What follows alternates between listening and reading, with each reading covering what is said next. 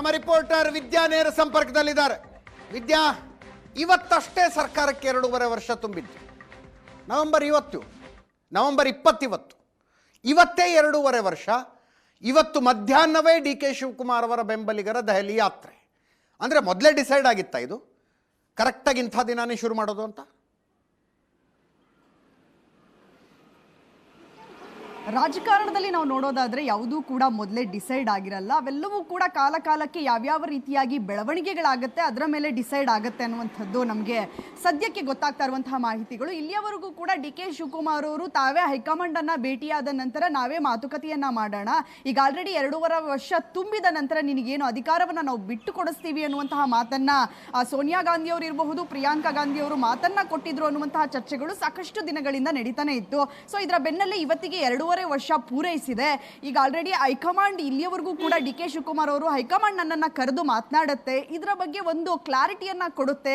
ನಾಯಕತ್ವ ಬದಲಾವಣೆಯ ವಿಚಾರವಾಗಿ ಯಾವಾಗ ನಾಯಕತ್ವವನ್ನು ಬದಲಾವಣೆ ಮಾಡ್ತೀವಿ, ನನಗೆ ಯಾವಾಗ ಅಧಿಕಾರ ಸಿಗುತ್ತೆ ಅನ್ನುವಂತಹ ನಿಟ್ಟಿನಲ್ಲಿ ಹೈಕಮಾಂಡ್ ತಮಗೆ ಕ್ಲಾರಿಟಿಯನ್ನ ಕೊಡುತ್ತೆ ಅಂತ ಹೇಳಿ ಡಿ ಕೆ ಶಿವಕುಮಾರ್ ಅವರು ಕಾಯ್ತಾ ಇದ್ರು. ಆದರೆ ಇಲ್ಲಿಯವರೆಗೂ ಕೂಡ ಹೈಕಮಾಂಡ್ ಡಿ ಕೆ ಶಿವಕುಮಾರ್ ಅವರನ್ನ ಕರೆದು ಮಾತನಾಡುವಂತಹ ಕೆಲಸ ಮಾಡಿಲ್ಲ.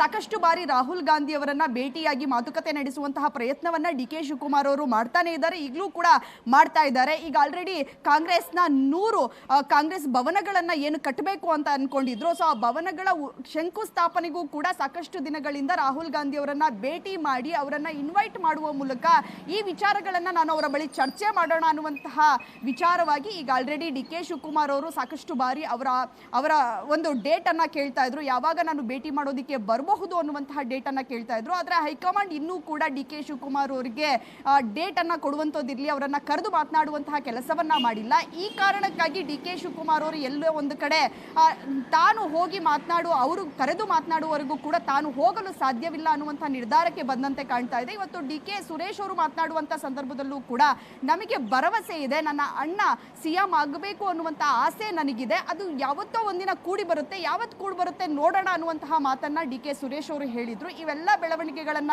ನೋಡ್ತಾ ಇದ್ರೆ ಇವತ್ತು ಮಧ್ಯಾಹ್ನ ಅವರ ಬೆಂಬಲಿಗರೇ ಹೈಕಮಾಂಡ್ ಭೇಟಿಗೆ ತೆರಳಿರುವಂಥದ್ದು. ಎಲ್ಲೋ ಒಂದು ಕಡೆ ಹಳೆ ಮೈಸೂರು ಭಾಗದ ಶಾಸಕರು, ಡಿ ಕೆ ಶಿವಕುಮಾರ್ ಅವರ ಬೆಂಬಲಿಸುವಂತಹ ಶಾಸಕರು ಹೈಕಮಾಂಡ್ ಭೇಟಿಗೆ ತೆರಳಿರುವಂಥದ್ದನ್ನ ನಾವು ನೋಡ್ತಾ ಇದ್ರೆ ನಾಯಕತ್ವ ಬದಲಾವಣೆಯ ವಿಚಾರವಾಗಿ ಹೈಕಮಾಂಡ್ ಮೇಲೆ ಒತ್ತಡವನ್ನು ಹಾಕುವಂತಹ ಸಾಧ್ಯತೆಗಳು ಹೆಚ್ಚಾಗಿ ಕಾಣ್ತಾ ಇದೆ. ಅವರು ಬೇರೆ ವಿಚಾರಕ್ಕೆ ಹೋಗಿದ್ದೇವೆ ಅನ್ನುವಂತಹ ನಿಟ್ಟಿನಲ್ಲಿ ಅವರು ಹೇಳಿಕೆಗಳನ್ನು ಕೊಡಬಹುದು, ಆದರೆ ಯಾವುದೇ ಸಚಿವರನ್ನ ಇರಬಹುದು ಅಥವಾ ಒಬ್ಬ ನಾಯಕನನ್ನ ಬೆಂಬಲಿಸುವಂತಹ ಬಣ ಹೈಕಮಾಂಡ್ ಅನ್ನ ಭೇಟಿಯಾಗೋದಕ್ಕೆ ಹೋದಂತಹ ಸಂದರ್ಭದಲ್ಲಿ ಅವರು ಹೋದಂತ ವಿಚಾರಕ್ಕೆ ಮಾತ್ರ ಅವರು ಮಾತುಕತೆಯನ್ನ ನಡೆಸಲ್ಲ, ಅದನ್ನು ಹೊರತುಪಡಿಸಿ ಕೂಡ ತಮ್ಮ ನಾಯಕರ ವಿಚಾರವಾಗಿ ಕೂಡ ಅವರು ಮಾತುಕತೆಯನ್ನು ನಡೆಸ್ತಾರೆ. ರಾಜ್ಯ ರಾಜಕಾರಣದಲ್ಲಿ ಆಗ್ತಾ ಇರುವಂತಹ ಬೆಳವಣಿಗೆಗಳ ಬಗ್ಗೆ ಕೂಡ ಅವರು ಚರ್ಚಿಸಿ ಇದಕ್ಕೆ ಒಂದು ತಾರ್ಕಿಕ ಅಂತ್ಯವನ್ನ ಕೊಡಿ ಅನ್ನುವಂತಹ ನಿಟ್ಟಿನಲ್ಲೂ ಕೂಡ ಅವರು ಬೇಡಿಕೆಯನ್ನ ಇಡುವಂತಹ ಸಾಧ್ಯತೆಗಳು ನಮಗೆ ಹೆಚ್ಚಾಗಿ ಕಾಣ್ತಾ ಇದೆ.